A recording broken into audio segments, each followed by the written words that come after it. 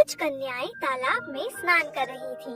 उसी रास्ते से एक साधु भ्रमण कर रहा था। राम, सिया राम, मैं तो राम ही राम पुकारूं। राम, सिया राम, सिया राम, सिया राम, मैं तो राम ही राम पुकारूं। तभी वहाँ की झाड़ियों से एक हिरन निकलकर भागता है।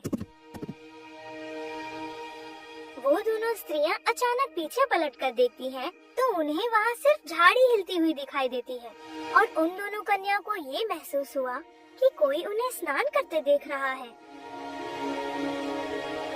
सखी, मुझे लगता है झाड़ी के पीछे से कोई हमें छुप के देख रहा है। वो दोनों कन्याएं ये देखने तालाब से बाहर आती हैं कि कौन उन्हें स्नान करते देख रहा है। तब उन्होंने देखा कि एक साधु हाथ में लोटा लिए चला आ रहा है। सिया राम, मैं तो राम ही राम पुकारूं। राम, सिया राम, सिया राम, सिया राम, मैं तो राम ही राम पुकारूं। तुम एक साधु के रूप में भेड़िए हो, भेड़िए। तुम हमें इन झाड़ियों से छुपकर स्नान करते देख रहे थे। तुमने हमारी पवित्रता को भंग किया है। हे पुत्रियों, मैंने ऐसा कुछ नहीं किया।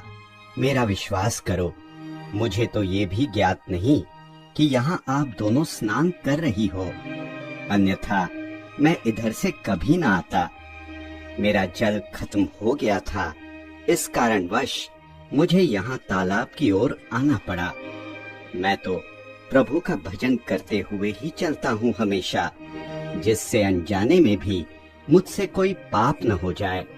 और तुम दोनों तो मेरी पुत्री तुल्य हो। बंद करो हमें पुत्री कहना। तुमने हमें निर्वस्त्र स्नान करते हुए देखा है और तुम्हें इसका दंड जरूर मिलना चाहिए। जाओ, मैं तुम्हें श्राप देती हूँ कि तुम एक हिरनी बनकर जंगल में निर्वस्त्र भटकोगे और अपने कुकर्म का फल भुगतोगे। तभी वो साधु एक हिरनी के रूप में परिवर्तित हो जाता है और जंगल में भटकने लगता है। वहीं पेड़ पर बैठा एक तोता ये पूरी घटना देख लेता है। हे ऊपर वाले, ये तेरी कैसी लीला है? उसी जंगल में एक गरीब शिकारी शिकार की तलाश में भटक रहा था। हे भगवान, आज मुझे कोई शिकार क्यों नहीं मिल रहा? क्या आज भी मुझे भूखे पेट ही सोना पड़ेगा? चलो जंगल की दूसरी तरफ जाकर देखता हूँ, शायद वहाँ कोई बड़ा शिकार मिल जाए। शिकारी जंगल की दूसरी ओर जाने लगता है। तभी उसे झाड़ियों के हिलने की आवाज आती है। अरे लगता है वह कोई शिकार है, मुझे उसे पकड़ना होगा। शिकारी उस झाड़ी की तरफ बढ़ता है तो देखता है कि वहाँ पर वही हिरनी तपस्या की मुद्रा में बैठी हुई है। शिकारी उसे देखकर अचंभित हो जाता है। ये शिकार तो मुझे सही मिला है, पर ये हिरनी कितनी विचित्र है। मुझे देखकर न ही भाग रही है, न ही डर रही है, और इसके चेहरे पर एक अलग ही तेज प्रतीत होता है। ऐसा लगता है जैसे ये कोई मायावी जानवर हो। खैर, मुझे इससे क्या, मुझे तो इतनी आसानी से शिकार मिल रहा है। इससे अच्छा भला और क्या हो सकता है मेरे लिए। चलो जल्दी से इसे पकड़कर घर ले चलता हूँ। शिकारी उस हिरनी को पकड़कर घर ले आता है।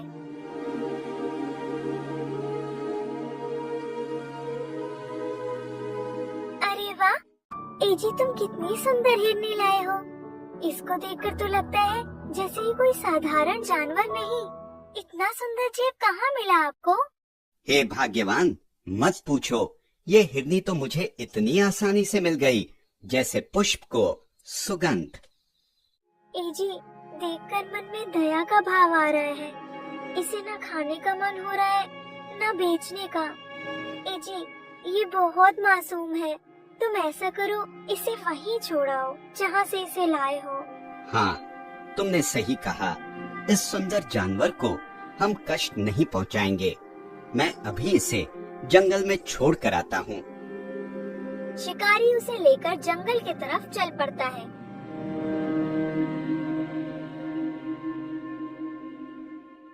कुछ दूर चलने पर उसे एक पेड़ पर एक तोता बैठा दिखता है। निर्दोष की मदद करो, निर्दोष की मदद करो। अरे ये तोता किस निर्दोष की बात कर रहा है? निर्दोष की मदद करो, निर्दोष की मदद करो। चलो इससे पूछता हूँ। शिकारी तोते के करीब जाने लगता है तो शिकारी को देखकर तोता डर के वहाँ से उड़कर ऊपर की टहनी पर बैठ जाता है। दुष्ट शिकारी, मुझे मत पकड़ो, दया का भाव दिखाओ और निर्दोष की मदद करो। दया का भाव दिखाओ और निर्दोष की मदद करो। ऐ तोते, मैं तुम्हें नुकसान नहीं पहुंचाऊंगा। इस मासूम हिरनी को देखकर मुझ में दया का भाव आ गया है। आज से मैं शिकार करना छोड़ रहा हूँ। तुम्हें मुझसे डरने की कोई जरूरत नहीं है। मेरे पास आओ और बताओ तुम्हें मदद की जरूरत क्यों है? जिस हिरनी को तुम यहाँ छोड़ने आए हो उसकी मदद करो। उस पर एक श्राप है, उसकी मदद करो। उस पर एक श्राप है। श्राप? कैसा श्राप? और तोता उसे उस दिन की कहानी बताता है। कुछ दिनों पहले की बात है। मैं नदी में स्नान करके एक पेड़ की डाल पर बैठा आराम कर रहा था। तभी नदी में दो सुंदर कन्याएं स्नान करने आती हैं। वो स्नान करते हुए अटखेलियां कर रही थी। वहीं कुछ दूर से एक साधु महाराज आते हुए मुझे दिखाई दिए। सिया राम, सिया राम, मैं तो राम ही राम पुकारूं। उनकी आवाज सुनकर झाड़ी से एक जानवर निकलकर भागता है। सखी, मुझे लगता है झाड़ी के पीछे से कोई हमें छुप के देख रहा है। वो दोनों कन्याएं ये देखने तालाब से बाहर आती हैं कि कौन उन्हें स्नान करते देख रहा है। तब उन्होंने देखा कि एक साधु हाथ में लोटा लिए चला आ रहा है। सिया राम, सिया राम, सिया राम, मैं तो राम ही राम पुकारूं। राम, सिया राम, सिया राम, सिया राम, मैं तो राम ही राम पुकारूं। तुम एक साधु के रूप में भेड़िए हो, भेड़िए। तुम हमें इन झाड़ियों से छुपकर स्नान करते देख रहे थे। तुमने हमारी पवित्रता को भंग किया है। हे पुत्रियों, मैंने ऐसा कुछ नहीं किया। मेरा विश्वास करो। मुझे तो ये भी ज्ञात नहीं कि यहाँ आप दोनों स्नान कर रही हो, अन्यथा मैं इधर से कभी ना आता। मेरा जल खत्म हो गया था, इस कारणवश मुझे यहाँ तालाब की ओर आना पड़ा। मैं तो प्रभु का भजन करते हुए ही चलता हूँ हमेशा, जिससे अनजाने में भी मुझसे कोई पाप न हो जाए। और तुम दोनों तो मेरी पुत्री तुल्य हो। मगर उन कन्याओं ने साधु का विश्वास नहीं किया। बंद करो हमें पुत्री कहना। तुमने हमें निर्वस्त्र स्नान करते हुए देखा है और तुम्हें इसका दंड जरूर मिलना चाहिए। जाओ, मैं तुम्हें श्राप देती हूँ कि तुम एक हिरनी बनकर जंगल में निर्वस्त्र भटकोगे और अपने कुकर्म का फल भुगतोगे। हे शिकारी, इस हिरनी को श्राप से सिर्फ एक इंसान ही मुक्त करा सकता है, इसलिए मैंने तुमसे मदद मांगी। तो बताओ मुझे क्या करना होगा? यहाँ से 3 संध्या की दूरी पर एक तिलस्मी तालाब है। वहाँ तुम्हें अपने शरीर का एक अंग काट कर डालना होगा। अगर ये श्रापित साधु निर्दोष है तो तुम्हें कुछ नहीं होगा और वो कन्या साधु का श्राप नष्ट कर सकती है। ठीक है, मैं इनकी मदद अवश्य करूंगा। चलो अब हम उस तिलस्मी तालाब की ओर चलते हैं।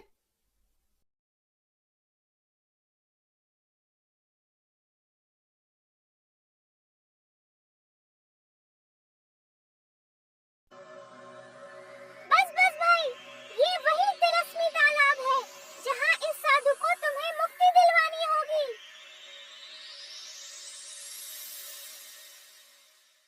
पर यहाँ तो कोई नहीं दिख रहा। वह कन्या कहाँ है? रुको, मुझे पता है उसे कैसे बुलाना है। परीक्षा की घड़ी आ गई है, तुम्हें आना होगा। कन्या, परीक्षा की घड़ी आ गई है, तुम्हें आना होगा। तभी वो कन्या वहाँ प्रकट हो जाती है। अगर मेरा श्राप मात्र धोखा है तो ये साबित करो। चलो मित्र, अब मेरी कही हर बात सच है तो तुम्हें कुछ नहीं होगा। शिकारी अपने शरीर का एक अंग काटकर उसे तालाब में फेंक देता है।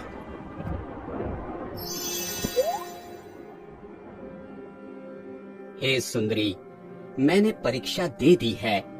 अगर ये साधु निर्दोष है तो इसे मुक्त करो। कन्या उस साधु को श्राप से मुक्त कर देती है। हे साधु महाराज, मुझसे अनजाने में बहुत बड़ी गलती हो गई है। अगर मैं क्षमा के लायक हूँ तो कृपया करके मुझे क्षमा करें। हे युवक, इस युग में तुमसे बड़ा दयावान मैंने आज तक नहीं देखा। तुमने अपनी परवाह न करते हुए एक निर्दोष को बचाने के लिए इतनी बड़ी परीक्षा दी। इसके लिए मैं तुम्हें एक जादुई चक्की देती हूँ, जिससे तुम्हें कभी निर्दोष जीवों को मारने की आवश्यकता नहीं पड़ेगी।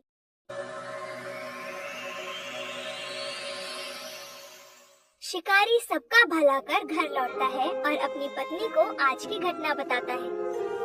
पत्नी ये सब सुनकर बहुत प्रसन्न हुई और तोते को उसने पुत्र